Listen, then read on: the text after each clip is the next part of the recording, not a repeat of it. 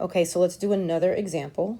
So we have this monomial, and all of the exponents are getting raised to the power of 4. So everything, all the exponents are going to get multiplied by 4.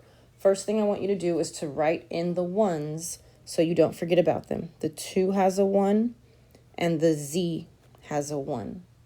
Now we're going to multiply everything times 4, all of our exponents. So this becomes 2 to the power of 4, x to the power of 20, y to the power of 8, and z to the power of 4.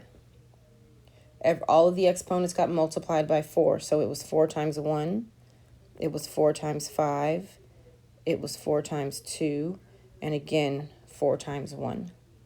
But I'm not going to keep the number raised to a power. I'm just going to go ahead and multiply that out. So 2 to the 4th power,